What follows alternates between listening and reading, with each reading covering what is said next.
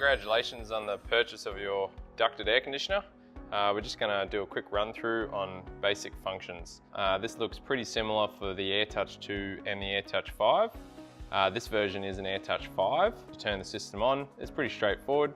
You've got the on-off button here, which we'll turn that on now. You'll usually have two functions, cooling and heating.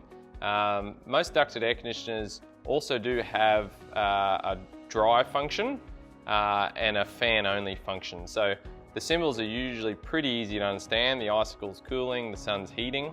It's summer right now, so we'll run it on cooling. System's on. You'll see on the left a list of zones. Now, we've only got one zone selected. As we turn more on, they'll illuminate. So it's pretty obvious which zones are on and which aren't. Say nighttime, if you're going to bed, usually you run the bedrooms only. Normally, we definitely would not recommend to run a high fan speed. Stick it to a low fan speed. So simple change of operation there. Low fan when you're running 2 to 3 zones. If you've got 4 to 5 zones on, medium fan, and kind of think of high fan as almost like a turbo fan. So run that, say you get home and it's hot and you want it to cool quickly, use the high fan speed. Now, a feature that all the AirTouch systems have is what we call a spill zone.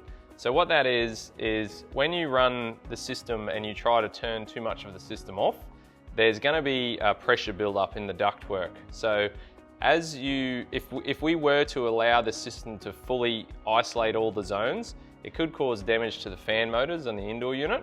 However, they have a nice safety feature, the AirTouch systems, so that then as I go to turn off more zones, you'll see this little S symbol, and the S symbol is a spill feature.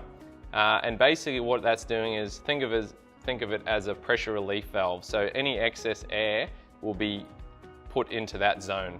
We normally select the living area zone or the zone that's closest to the return air. So sometimes you'll see an S symbol.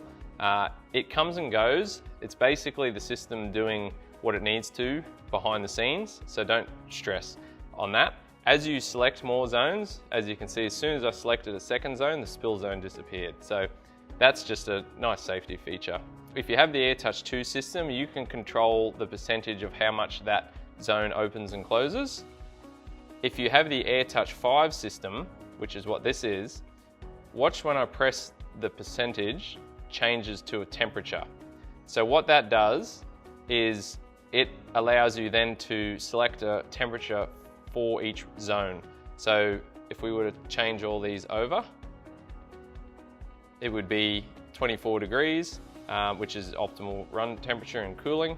And you'll actually see the left has a readout. Now, that readout is for the sensors in the zones. So that's actually showing that the lounge area, in fact, right now is actually 23 degrees. The kitchen area is 24 and vice versa. So the system will run according to the temperature of the zone. If it's at the set point, then only a trickle of air will continue. So sometimes, depending on temperature setting that you like, if you're at temperature in the zone and you think, oh, there's not enough air coming out, then it's probably just got to temperature.